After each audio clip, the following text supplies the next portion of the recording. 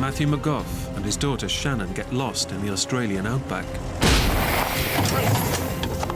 Their camping trip descends into a living hell. Shannon, get out! Run now! It was the worst moment of my life. Matthew faces a desperate battle to save his daughter. It was just like, it's hopeless. We weren't going to make it. In one of the most hostile places on Earth, We played together, laughed together, cried together, and now we're going to die together.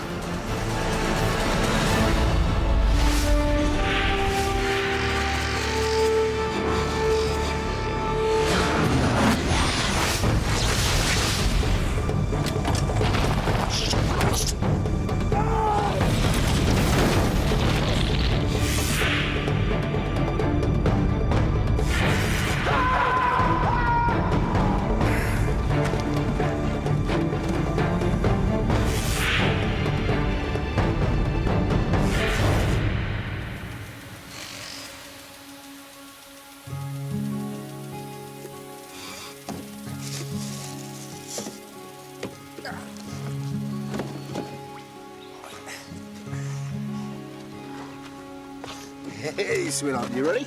Yeah. in a remote town in Western Australia, Matthew McGough and his young daughter Shannon are about to set off for an overnight fishing trip. Shannon's my only child. We had a really good relationship, really real friends as well as father and daughter. Got on along really well. We always used to laugh and play together a lot. For Shannon, trips away with her dad are always something to look forward to. And we are off ski. Me and my dad were pretty close. We used to go away on weekends a lot. Mum, we're going! We'd go fishing, bushwalking, go camping and stuff, because that was the kind of thing he liked to do. Be safe. Matthew is recently separated from his wife, Irene. But she knows how much Matthew cares for Shannon, and she's more than happy to see them spend time together. Shannon loved camping, and so they used to quite regularly go on camping trips and nothing ever happened, so there was never any reason to worry. We're off, sweetheart.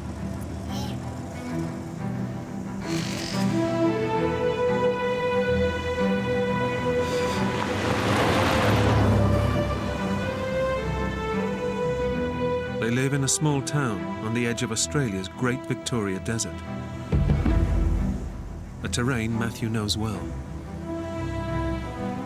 The only way to get to see the countryside is to get off the beaten track. And that's the ruling I've always lived by.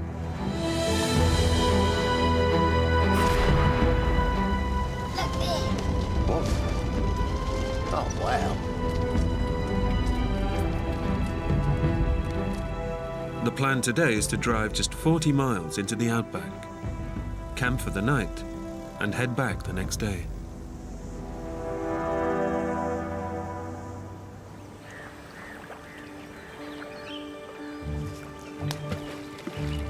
I got further than you. No, you didn't. Yes, No, I did. you didn't. Matthew wants to make this trip an extra special one, as he's about to move 1,500 miles away. And this may be their last weekend together for some time. So he takes Shannon to his favourite rock pool. It was our last trip. We were going to see each other for a while, so that's made it a bit more special. Well, it's just a case of spend some time with Shannon for the last week or so before I took off. Have you caught anything, Dad? Nothing yet, sweetheart. Maybe later, eh?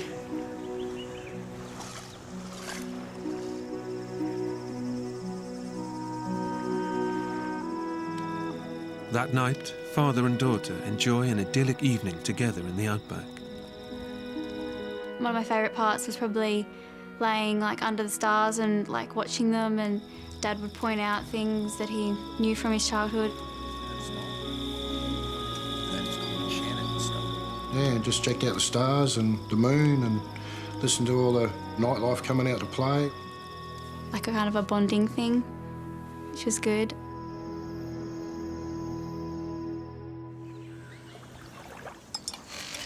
Right, let's go, sweetheart. The next morning, They're due to head back home. It's been a great trip, but one thing is missing.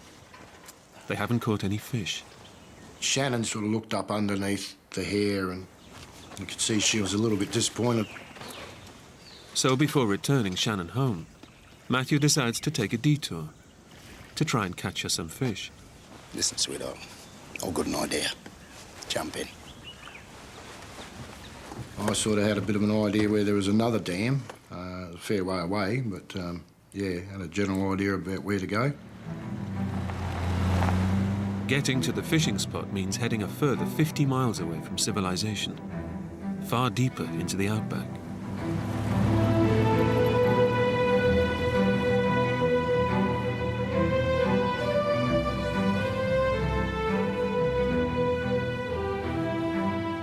It's a vast expanse of desert, covering more than 100,000 square miles. Dangerous and inhospitable, one of the hottest places on Earth. The Australian Outback is an unforgiving place.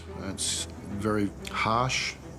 The heat, you're looking 45 degrees Celsius, stinking hot, simple as that.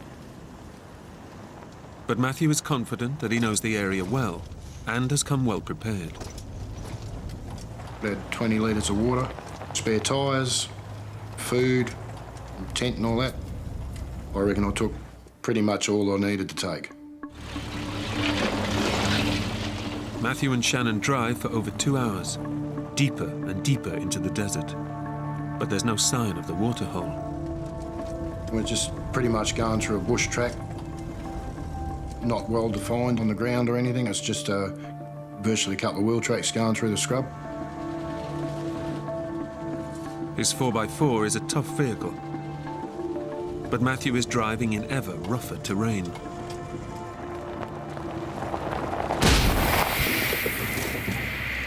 You're kidding me. You stay here, it's all right.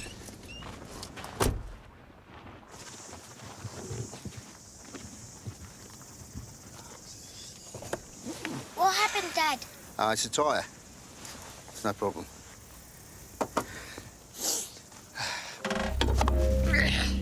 Matthew has come well prepared and has 3 spare tyres on board.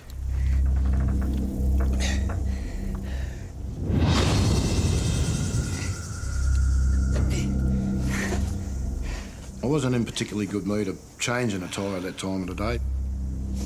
I was sweating, yeah, I was bloody soaked to the bone.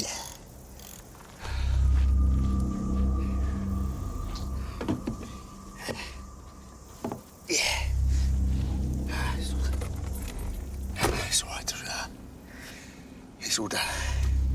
You all right? Yeah, that's good. Let's go. With the tyre fixed and 2 more spares in the bag, Matthew is still confident he can find the fishing spot. But the desert is strewn with boulders and sharp rocks.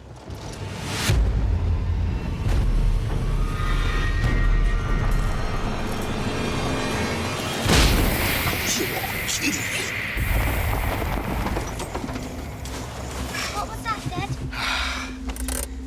It's the tyre. I'd only gone a couple of miles and then I had to change another tyre. It's now mid-afternoon. The hottest time of the day, with temperatures hitting 115 degrees Fahrenheit. And Matthew begins to have doubts about his quest to search for the rock pool. I was just wondering whether it was all worth it or not, pretty much.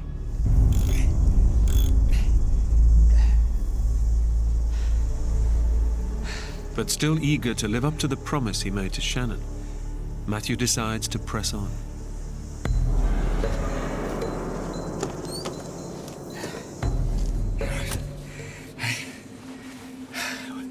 We'll be fine. Let's get going. By my calculations, we're about halfway from where we'd come from to where we were going. And what's the point of turning around? Might as well continue on.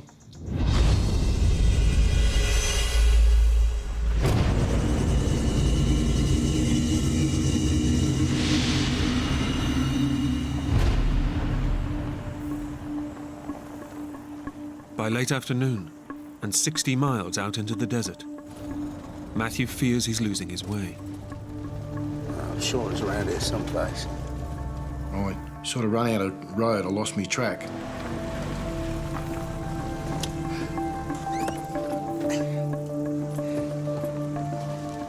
I was sort of a little bit worried that we hadn't got to where we were going.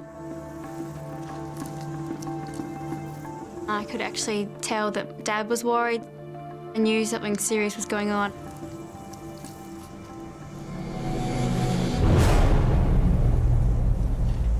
With just one spare tyre left, Matthew abandons his quest to go fishing and decides that it's time to get Shannon home.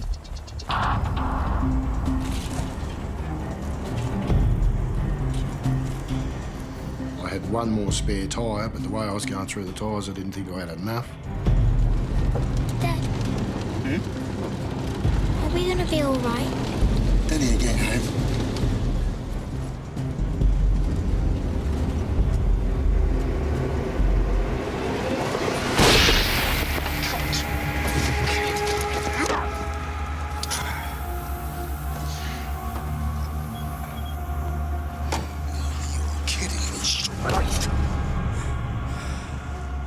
I was pretty peeved about the idea of getting a third puncher, again in a stinging heat.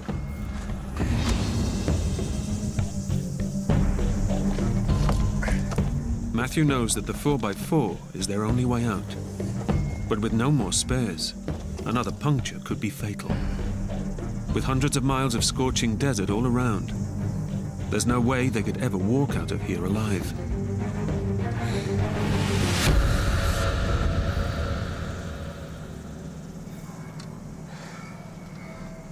You all right, sweetheart? Yep. Good. Right, let's go. Are we lost, Daddy? Shannon said, we lost Dad, and I said, I think so. No use lying to her, you know. Matthew presses on, hoping to come across a track which will lead them to safety.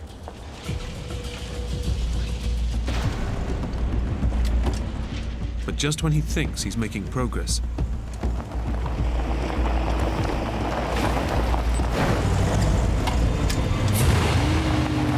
the 4x4 suddenly stops in its tracks. Oh, you gotta be kidding me. What happened, Dad?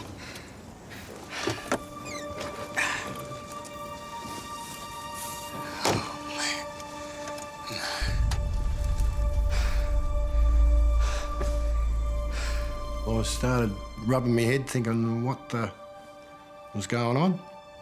Why me? Why such bad luck? Jump out, sweetheart. We are not going anywhere. We've run out of track, we've run out of spares, we're stuck. I was supposed to have Shannon back that night, and we weren't going back that night. There was no way in the world. As darkness falls, Matthew and Shannon have no choice but to camp out for the night. Oh, I mean, if it had been just me, it wouldn't have been no matter, but I had Shannon with me. She was my main concern. She's always my main concern when she's with me. And in the remote outback, he's unable to call his ex-wife. If I could have phoned home, I would have, but yeah, no reception. Absolutely no signal whatsoever.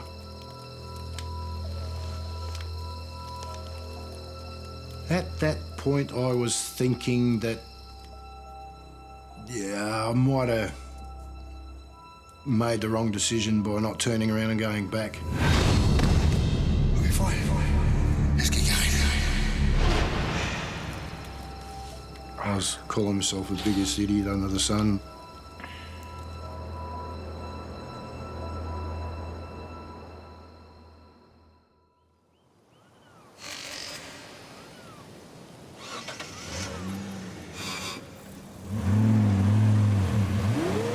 Morning brings with it fresh hope. The cold of the night has hardened the ground enough for Matthew to free the 4x4. We did it, sweetheart. Well done. Well done. That's it. We were feeling really good. It was great to get out. No worries at all. pretty happy that we're going to get underway again. Woo! We are going home. Yeah. Woo!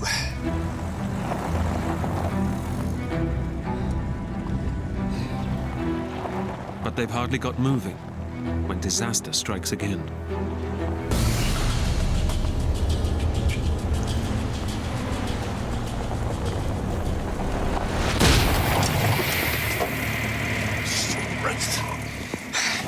Mayday, sweetheart.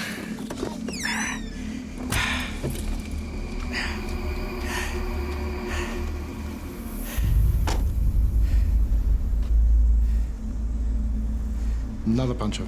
I was cranky. Man, was I cranky. Got no more spares. And, yeah, we is in trouble. Big time.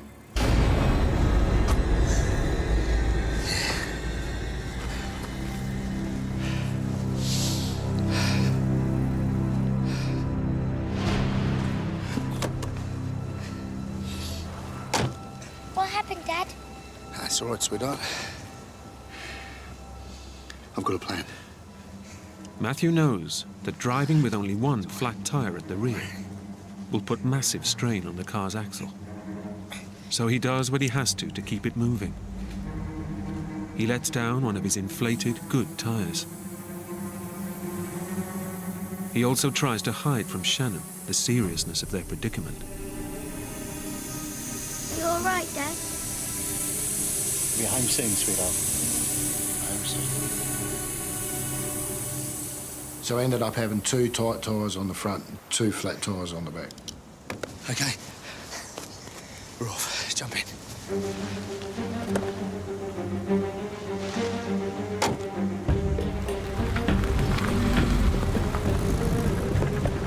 They crawl along at only 5 miles an hour, completely lost in the vast, burning desert. I was in 4-wheel drive and I was just pushing along. Straightened the steering wheel up and just kept going. We'll be fine. Yeah. But running the car on 2 flat tires in this scorching heat is putting enormous strain on the engine. We're in 4-wheel drive, which brings up the revs of the engine a little bit. And because I was concentrating on what I was doing, I wasn't watching the temperature of the radiator, and it boiled.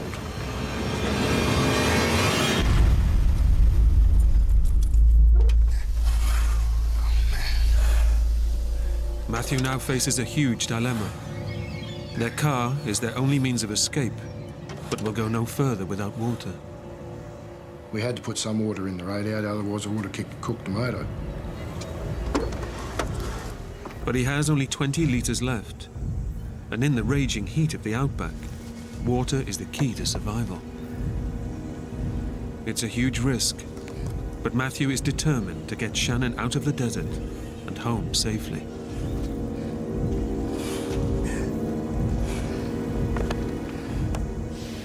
I put 10 litres of water in the radiator, and I kept 10 litres for Shannon and myself.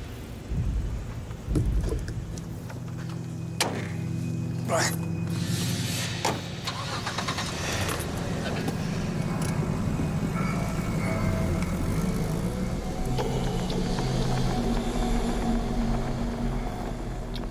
Matthew struggles on,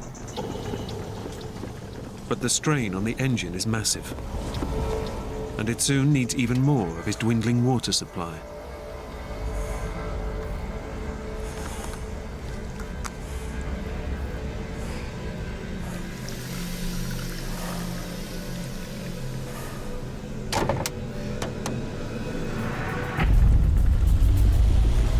The car just seemed to be overheating all the time, and my dad really didn't make out that it was a big deal. I'm sure inside he was probably really scared himself, but he didn't let it show.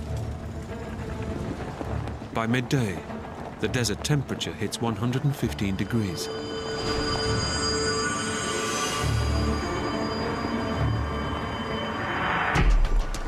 Whether it was an electrical fault or whether it was dry grass pushed up around underneath the hot exhaust system. I don't know, but I noticed smoke coming out from underneath the bonnet.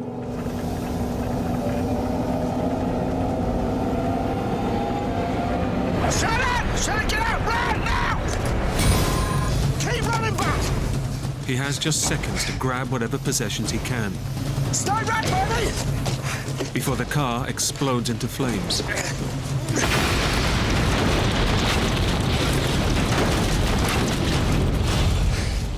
It's okay. It's okay. It's okay. They can do nothing as they watch the car burn. Their only means of escape is destroyed. And we just sat there and watched it burn, and I was giving her a cuddle and trying to reassure her that we'd be right. Yeah, she was scared. She was very scared, yeah.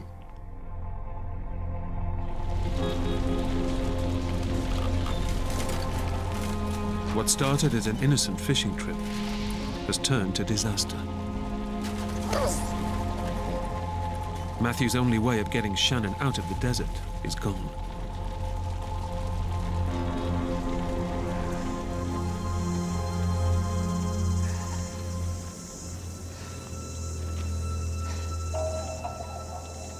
He just looked really worried, and I don't know, there was just a vibe about him. He wasn't his normal happy self, so I could tell something was wrong.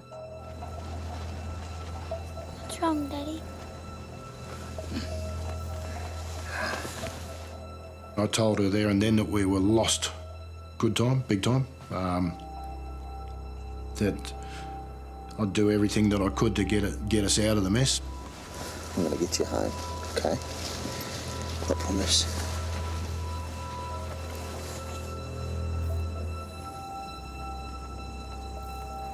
I couldn't whinge or complain about it. I had to be determined and had to be brave because there wasn't really much else I could do.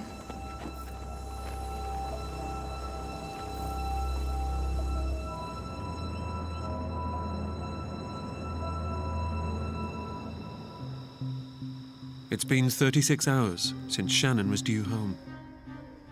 Her mum Irene has called the police, and they've launched a search. Hello? Nothing door. But there's still no sign of Shannon and her dad. All right. All right, just let me know, all right? It was just really, really scary. I couldn't sleep. I was just worrying where they are, and there's nothing you can do. You want to do something, but you can't.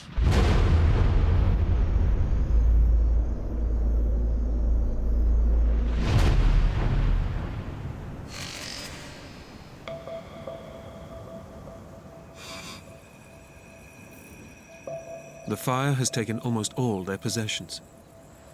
They're left with just the outer cover of their tent, a few tins of food, and just 2 litres of water.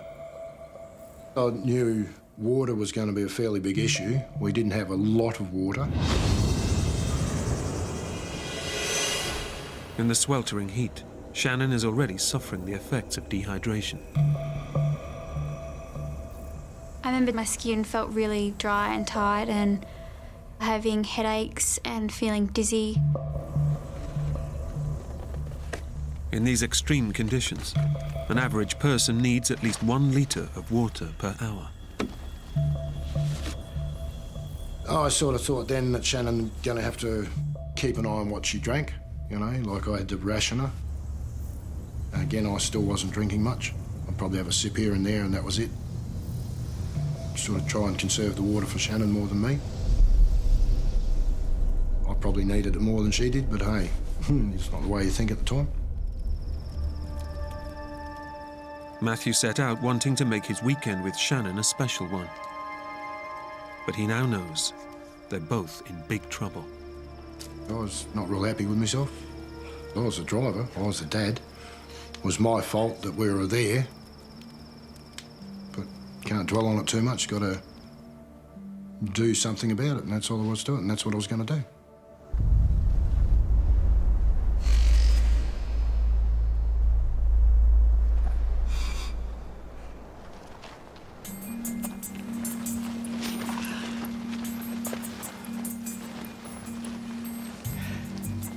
It's been 2 days since the car caught fire, and Matthew is determined to get Shannon to safety.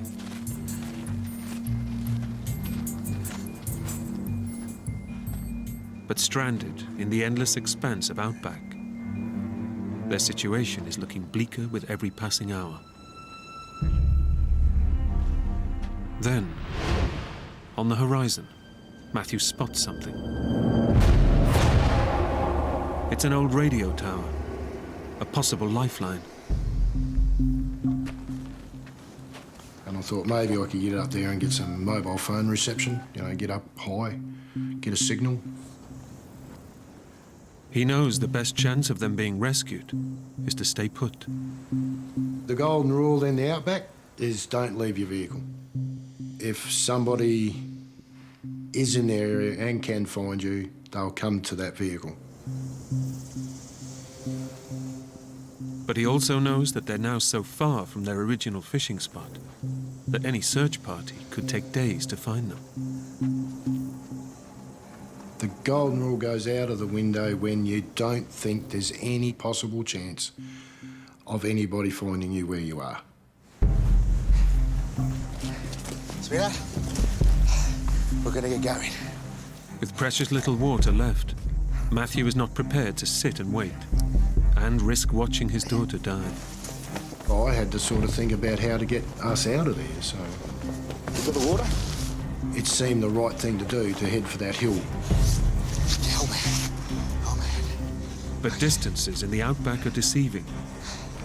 And already severely dehydrated in the 115-degree heat, it's a decision that could kill them.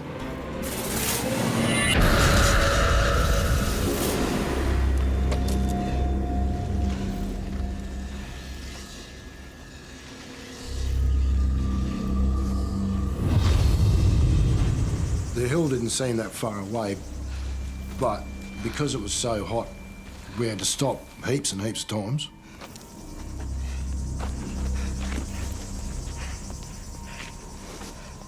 It's all right. It's all right. That's it. That's it. Come on. The closer we got to it, the distance just seemed to go further and further and further. It seemed that we were never going to get there.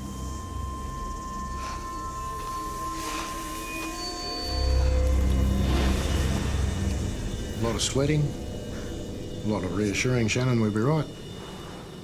So, it's pretty harsh.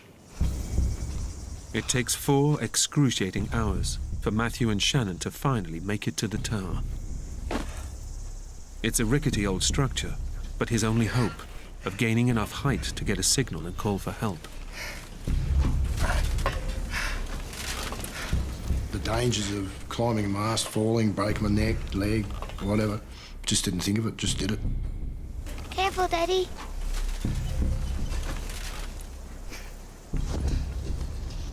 I had to get the highest point that I could to see if I could get signal from a mobile phone.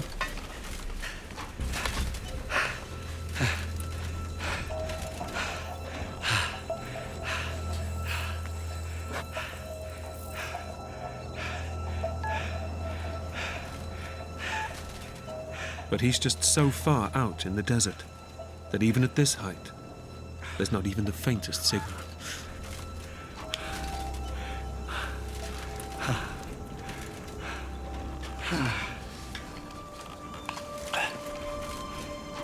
So I stuck it back in my pocket and climbed back down the mast.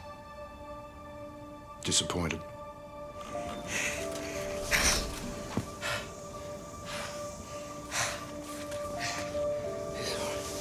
It's okay. Yeah.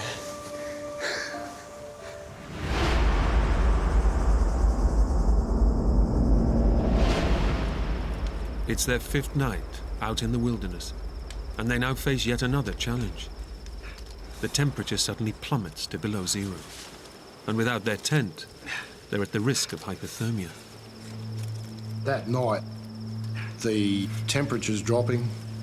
It is freezing cold. It's getting colder and colder on hard ground. I kept building fires so Shannon could keep warm. I wrapped myself around her to try and get my body heat into her. I couldn't sleep at all. I was too worried about getting us out of there.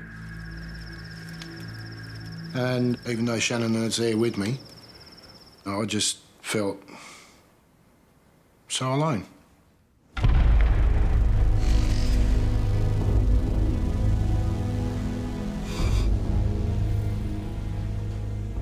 Matthew and Shannon have been living on scraps of food and sips of water for nearly 3 days. We're virtually down to no water, and I think we're on our last can of food. Out of options, they can only sit and pray for rescue.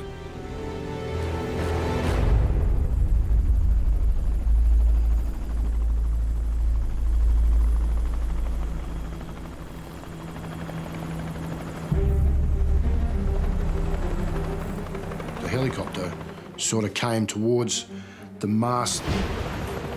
Sweetheart! Sweetheart! There's a helicopter! Over here! Help! Hello! A search helicopter flies by almost directly overhead. Over here!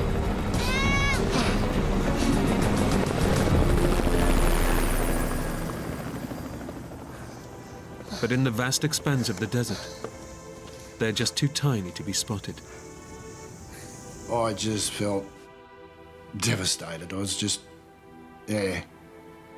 felt lousy. Absolutely lousy. Just couldn't believe they didn't see us.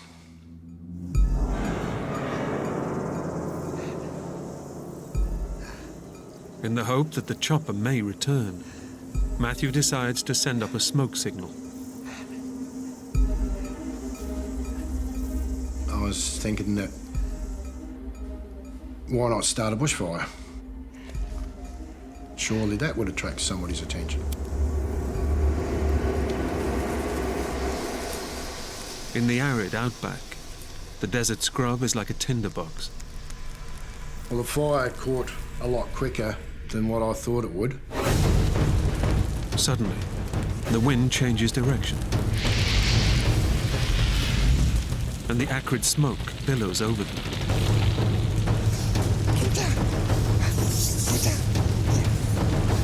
Wrapped my arm around her and pulled her head in towards my chest because the smoke was so thick, we were choking on it.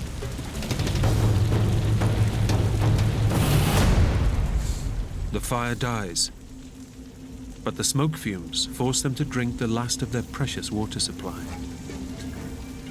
It's also burnt all of their remaining possessions. They're now left completely exposed to the ravages of the Australian outback.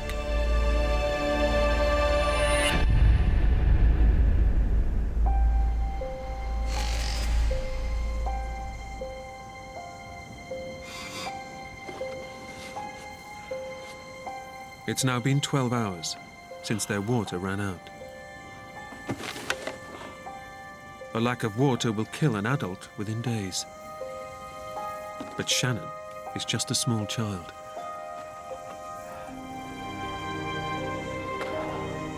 It just seemed like we weren't going to make it. Not one thing that I was trying to do to save us or to get us rescued or to attract attention was working. Careful, Daddy. Over here!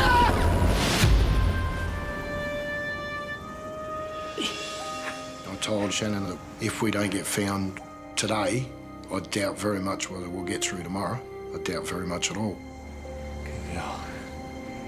All I wanted was just to go home, and having my dad tell me that that might not happen, that I might not be able to do that, it was quite upsetting for me. It made me feel useless. It's a big letdown for yourself when you feel like you can't provide for your daughter in the way you should.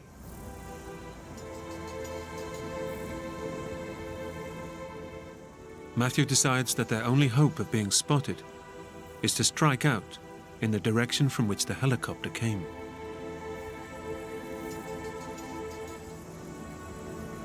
The reason I thought of going down towards the open ground, people that have more of a chance to see us. But walking on in the blazing midday sun only dehydrates them further.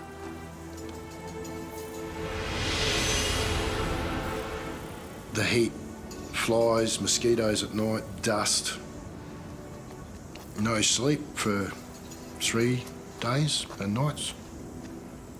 I was stuffed. No other way of putting it. I was absolutely knackered. Shannon can take little more. The heat has exhausted her, and she's now so weak she can barely walk.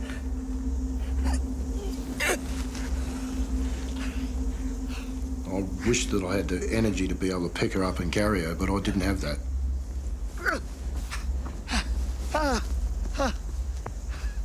I might take 2 or 3 steps, but yeah, that was it. I had to put it down again. I couldn't do it.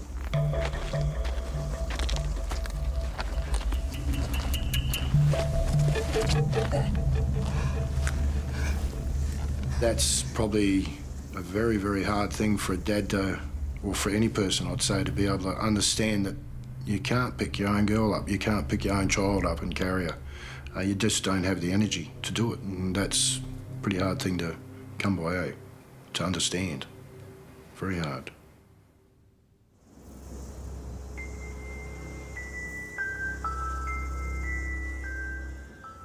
It's now been 24 hours since Shannon has drunk any water. Desperate, Matthew considers a terrible option: giving her a drink of his own blood.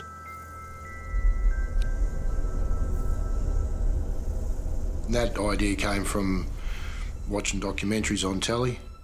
I know there's some African tribe over there that can cut the vein on a cow and drink the blood from it.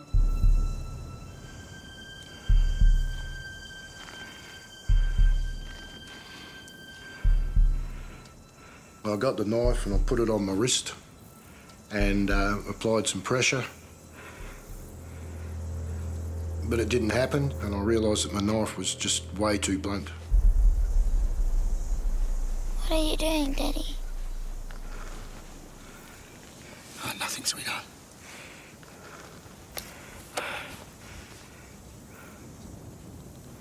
It's okay.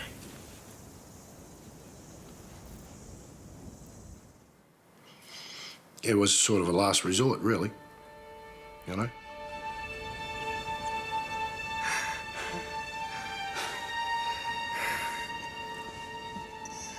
Matthew had wanted this weekend to be a very special one with his precious daughter. Now he knows that without water or rescue, she could be dead within hours. Yeah, we had a big cry together, even though there was no tears. There was a lot of sobbing, but there was no tears whatsoever. We were too dry to even cry a tear. And even to think about it now, like, I feel sad. I feel like I want to burst out in tears, actually. So yeah, you know, it's just one of those things. And I'd hate to ever put Shannon through that again.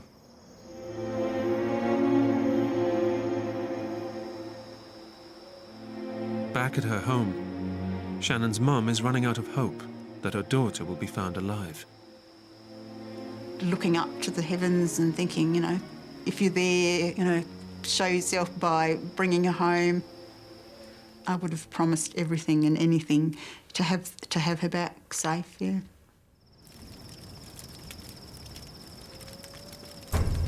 Their plight is hopeless, but Matthew won't give in till he's done everything he can to save Shannon. I couldn't sleep. I had to get us rescued, and that was all I was taught. I got a log burning, and I took that out onto the flat and just started waving it around. Hello! Just trying to get attention. Somebody's attention, anybody's attention. Hello!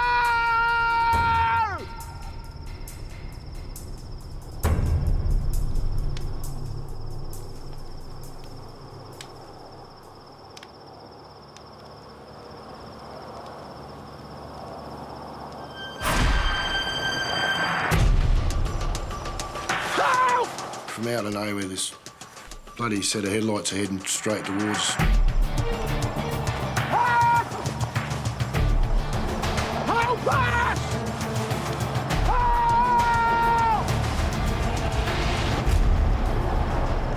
The car was coming towards us and then it just veered off. Over here!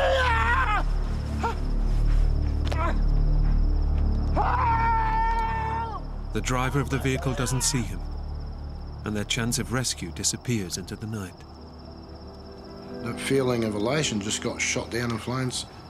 To see those taillights disappearing into the distance was just the worst moment of my life. With the chance of rescue gone, Matthew is convinced that he and Shannon will not survive the night. We'd played together, laughed together, cried together, and now we're going to die together.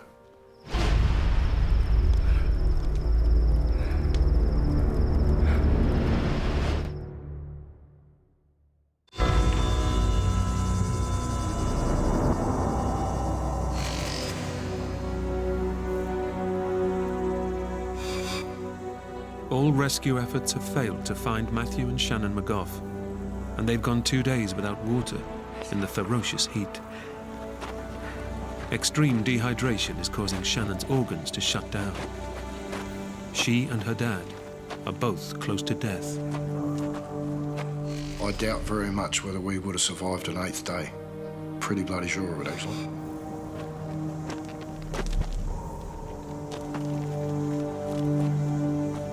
Then, just when all hope is lost,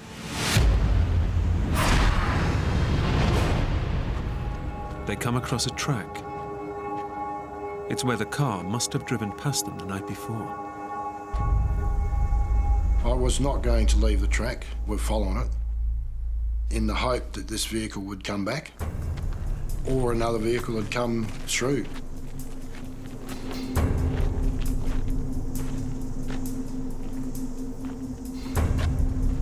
But Shannon can go no further.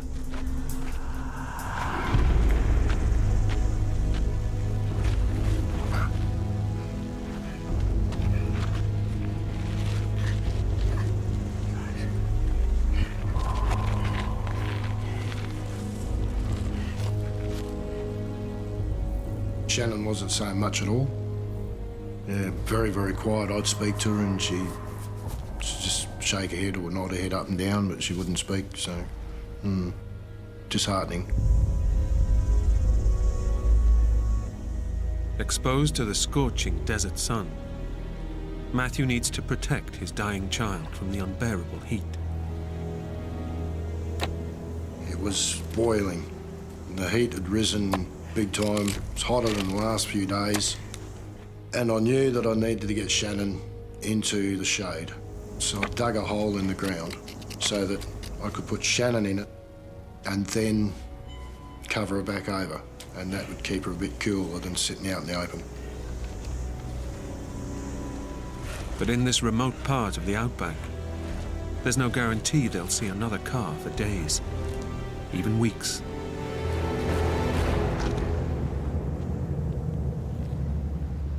Matthew knows he may have just dug his daughter's grave.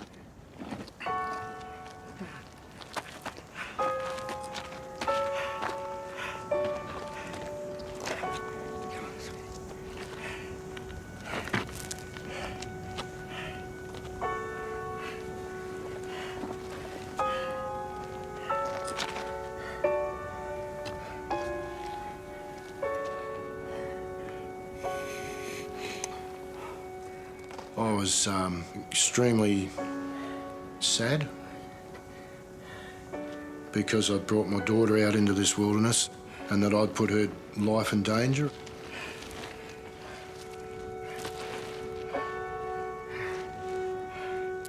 After 8 days, battling to keep himself and his daughter alive, Matthew finally gives up.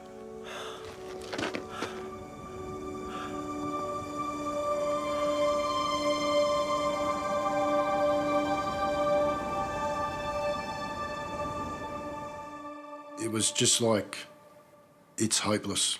There's nobody here, nobody can see us, nobody will see us. We were going to actually die of thirst, a slow, agonising death.